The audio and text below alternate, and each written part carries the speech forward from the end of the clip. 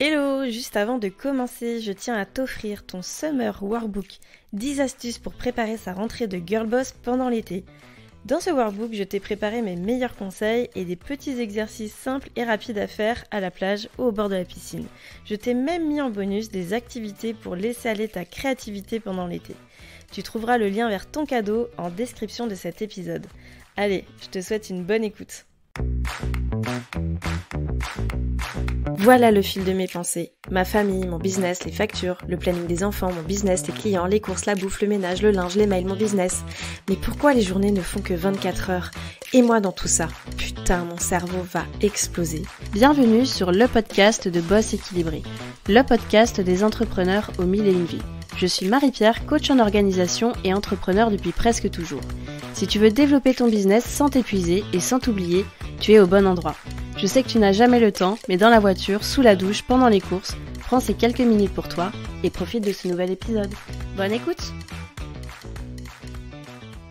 Hello hello, bonjour à toi et bienvenue dans ce nouvel épisode de Boss Équilibré. À l'heure à laquelle j'enregistre cet épisode, nous sommes en plein mois de juillet. C'est une période un peu transitoire quand tu bosses à ton compte. Tu vois tout le monde qui part en vacances, tes clients sont peut-être pas au rendez-vous, toi-même t'as peut-être un peu de mal à trouver ton rythme en cette période un peu particulière. Et vraiment, mon conseil pour toi, ça serait de prendre un peu de recul et de casser les rythmes. Enfin bon, je pense que je te ferai un épisode sur le sujet. D'ailleurs, ça sera certainement le dernier pour la saison avant de te laisser en août et moi-même faire une pause pour revenir au taquet à la rentrée. Justement, en parlant de rentrée, j'arrive avec mes gros sabots et je voulais absolument te faire un épisode pour te donner mes meilleures astuces pour préparer ta rentrée pendant l'été à la cool. Alors tu vas me dire, mais qu'est-ce qu'elle nous fait chier? Elle va déjà parler de rentrée alors qu'on n'a qu'une idée, c'est partir en vacances. Alors certes, je te l'accorde, mais si je t'en parle, c'est uniquement par expérience. Je sais à quel point on peut se faire happer par le temps.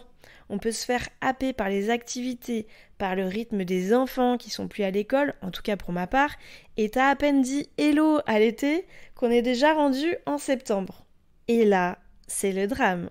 Septembre, la rentrée, la course pour les rendez-vous dans tous les sens, les dernières courses pour l'école, les inscriptions à gogo, ton business, tout le monde qui commence à sortir ses offres. Enfin bon, ça n'arrête pas, wow, on se calme. Et c'est là que j'arrive humblement avec mes conseils pour toi. Cet épisode, il va être divisé en deux parties. La première partie, aujourd'hui, 5 conseils perso. Et la deuxième partie la semaine prochaine avec 5 conseils plutôt pro. Allez, c'est parti, on rentre dans le vif du sujet et je te rappelle juste que je t'ai créé un Summer Workbook pour que tu puisses l'utiliser en écoutant cet épisode de podcast et en faisant tes petits exercices que je te propose à la cool. Première astuce perso que je te donne, commencer à réfléchir à comment tu peux optimiser tes routines ménagères. Je sais, c'est pas glamour, je commence par ça, mais c'est une réalité. Il y a certaines enquêtes et études menées en France qui constatent qu'une femme alloue en moyenne environ 14 à 16 heures par semaine aux tâches ménagères de la maison. Évidemment, ce chiffre il peut varier en fonction de différents facteurs comme l'âge, le statut professionnel, la composition familiale, les valeurs culturelles, etc. Mais tout de même, c'est quand même énorme. Et c'est vrai que tout ça, mis bout à bout, le linge, le ménage, etc., ça monte vite. Sauf que quand on a un business à faire tourner, et suivant tes objectifs, ça peut être cool quand même d'optimiser tout ça. Et pour moi, ça passe par des routines. Alors, je te donne quelques pistes de ce que tu peux explorer. Tu peux déjà faire un audit de tes habitudes actuelles. Est-ce que tu es du genre à procrastiner sur ton linge ou sur ton ménage et puis finalement tu te retrouves avec une quantité phénoménale à chaque fois? Est-ce que j'ai endossé la totale responsabilité de ces tâches alors que what the fuck, je peux faire participer un minimum la famille? Est-ce que je peux me bloquer un ou plusieurs créneaux fixes dans la semaine pour pouvoir adopter une routine? Bref, je t'invite vraiment à te poser toutes ces questions et voir si tu peux optimiser cette partie-là. La deuxième astuce que je te propose, clairement je suis pas allée la chercher très loin, je te propose de te poser les mêmes questions pour les repas. Les repas, c'est un énorme facteur de charge mentale. C'est un gros facteur de charge mentale, mais aussi un gros risque de laisser aller chez certaines femmes, et là je m'inclus totalement dedans parce que moi personnellement j'étais en surpoids pendant de nombreuses années. C'est pas du tout un jugement mais plutôt un constat, on se fait souvent passer en dernier et bien souvent on va manger sur le coin d'une table et pas souvent des repas genre ultra sains. Donc niveau charge mentale, c'est quand même 1095 fois dans l'année où potentiellement tu peux te poser la question de ce que tu vas manger. Parce que c'est clairement le nombre de repas qu'il y a dans une année si tu considères que tu as le petit-déj, le déj et le dîner. Et potentiellement le double des 1095, le nombre de fois où on va te dire qu'est-ce qu'on mange ce soir, qu'est-ce qu'on mange ce midi. Enfin bon bref, c'est vraiment insupportable cette question. Ici, tu peux réfléchir à la mise en place d'outils comme par exemple un menu de la semaine, une liste de courses et pourquoi pas un peu de batch cooking pour préparer quelques repas en avance. Alors attention, je te dis pas de devenir Brie Van de Camp de Desperate Housewives en l'espace d'un été, mais déjà simplement mettre en place une routine dans laquelle ne serait-ce que de faire un menu et une liste de courses, c'est déjà un truc de dingue. Troisième astuce que je peux te donner, apprends quelque chose de nouveau pendant l'été. Je suis sûre qu'il y a plein de choses qui te viennent en tête. Tu as peut-être envie de te perfectionner sur une compétence particulière ou bien tu as une formation en cours que tu voudrais absolument terminer. Profite de l'été pour le faire parce que c'est pas dans le tourbillon de la rentrée que tu vas le faire. Je dis ça, je dis rien, mais si tu as envie d'apprendre une méthode simple et redoutablement efficace pour les cerveaux qui bouillonnent d'idées, tu peux aussi suivre mon atelier Level Up ton business avec le mind mapping. Je te mets le lien en description de l'épisode. Donc tu l'as compris, ton plan d'action pour cette troisième astuce, c'est d'identifier un sujet que tu aimerais explorer avec plaisir, j'insiste, et tu pourrais carrément le faire au bord de la piscine. Quatrième astuce, je profite de l'été pour éliminer les voleurs de temps. C'est quoi les voleurs de temps ? C'est tout ce qui te parasite dans ton quotidien et qui te fait perdre un temps de malade, qui t'empêche d'avancer comme tu veux dans ton business, qui te fait perdre de la concentration et qui parfois te fait penser que tu n'as pas de temps pour toi. Faux et archi faux au passage. Dans ces voleurs de temps, on peut facilement retrouver les notifications, que ce soit sur ton téléphone ou même sur ton PC.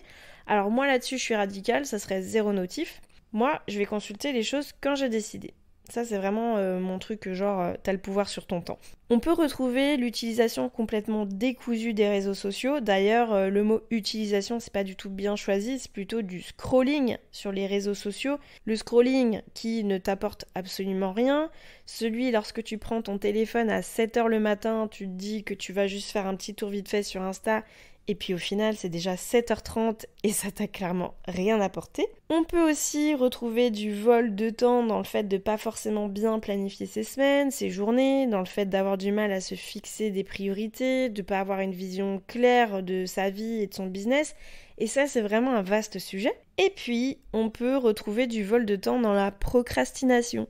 Je parle là des choses que tu sais que tu dois faire, celles qui te font chier au plus haut point et que tu repousses sans cesse, jusqu'à te retrouver à les faire dans l'urgence à un moment où ton planning ne s'y prête pas forcément. Team dernière minute, je vous vois. Voilà donc mon conseil pour moi sur cette partie-là. C'est pas de venir éliminer tous les voleurs de temps d'un coup. De toute façon, c'est impossible. À moins que tu envisages une retraite silencieuse de 2 mois dans un temple bouddhiste. L'idée, c'est que tu en pioches un et que tu essayes de te discipliner pendant l'été et puis surtout que tu en constates les bénéfices. 5e et dernière astuce que je te donne pour cette partie perso, c'est prends du temps pour toi. Si c'est pas là, ça sera jamais. Je t'encourage vraiment à le faire pendant l'été, mais aussi de te le planifier pour l'année. Si tu as envie de te remettre au sport, définis tes créneaux et planifie-les. Si tu as envie d'apprendre le piano, fais tes recherches pour t'inscrire à des cours et planifie-les. Si tu as envie de t'offrir un massage par mois, planifie les 3 prochains. J'ai créé un atelier sur la gestion du temps qui s'appelle Time Power. La promesse, c'est que tu gagnes une demi-journée par semaine, après tu l'utilises comme tu veux.